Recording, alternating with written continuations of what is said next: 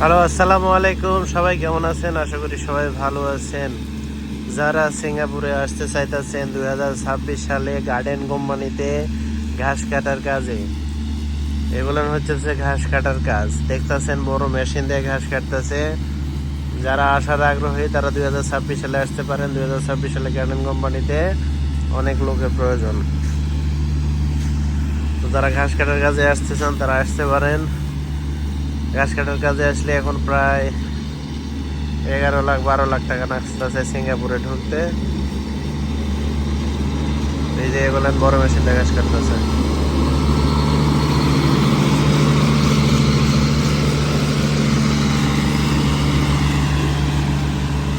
এটা হচ্ছে ঘাস কাটার কাজ। বড় মেশিন দিয়ে কাটতেছে। বৃষ্টি হয়েছে, যে দাগ হয়ে যাচ্ছে। বৃষ্টি হওয়ার কারণে কাদো হয়ে গেছে, পানি আছে, এই কারণে আসলে দাগ হয়ে যাচ্ছে। পুরো জায়গাটা কাটতেছে। তাছাড়া হাতে কাটা লাগতো এই মেশিন যদি না থাকে। মেশিনের কারণে ভালো হইতেছে কাটা। বাড়িটু কাদো পানি আছে, এই জন্য দাগ হইতেছে। তো যারা যারা ঘাস কাটার কাজ আসার আগ্রহী তারা চলে আসতে পারেন, কোনো সমস্যা নাই।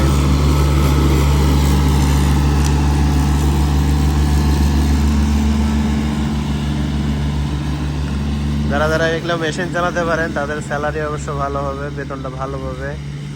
আর যদি না চালাতে পারেন সমস্যা নাই, সিঙ্গাপুরে এসেও শিখতে পারেন। সিঙ্গাপুরে শেখার পরে বসের কাছে বললে টাকা বেতন বাড়ায় দিবে। এই মেশিনেরও লাইসেন্স আছে। এগুলো দেশে সার্টিফিকেট করা লাগে। সিঙ্গাপুরে এসে বসে না থেকে সার্টিফিকেট করবেন। সার্টিফিকেট করলে ভালো হবে, যত সার্টিফিকেট তত টাকা। যারা ল্যান্ডস্কেপের কাজ আসতে চান, ল্যান্ডস্কেপের কাজ ভালো, সমস্যা নাই। ল্যান্ডস্কেপের কাজ 2 বছরের ভিসা হয়, 2 বছরের ভিসাতে চলে আসতে পারেন। আর 2 বছর ভিসার পর পরে ভিসা রিনিউ হবে, সমস্যা নাই যদি কাজ ভালো করেন। আর কাজ খারাপ করলে দেশে পাঠিয়ে দিবে। মেশিন দিয়ে কাটতেছে, দেখছেন খালি কাদো পানির কারণে একটু হইতেছে। কাদো পানিটা না থাকলে হয়তো বা কাটাটা সুন্দর হইতো। এটা থাকার কারণে একটু দাগ দাগ হয়ে যাইতেছে।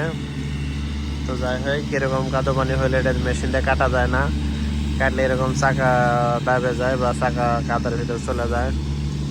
তারপরেও কাটতেছে, সমস্যা নাই। এটা একটু বাহিরে আছে আর কি। তো যারা যারা আসতে চাচ্ছেন তারা আসতে পারেন। আর যারা কোনো কিছু জানার থাকেন তাহলে ভিডিওতে কমেন্ট করবেন, ভিডিওটা শেয়ার করে দিবেন। যারা এখনও আসে নাই তারা দেখবে। সিঙ্গাপুরে আসতে চাইলে আর কোনো কিছু জানার থাকলে কমেন্ট করে জানাবেন। যারা ইউটিউবে দিবেন, আমার ইউটিউব চ্যানেলটা সাবস্ক্রাইবার করে দিবেন, বাংলাদেশি ব্লগার সিঙ্গাপুর। আর যারা ফেসবুকে দেখবেন, সাগর ওয়ার্ক ব্লগ। তো ফেসবুকে দেখলেন ফেসবুকে ফলো করবেন, ইউটিউবে দেখলে ইউটিউবে সাবস্ক্রাইব করবেন। সবাই যায় সাবস্ক্রাইব করে দেন।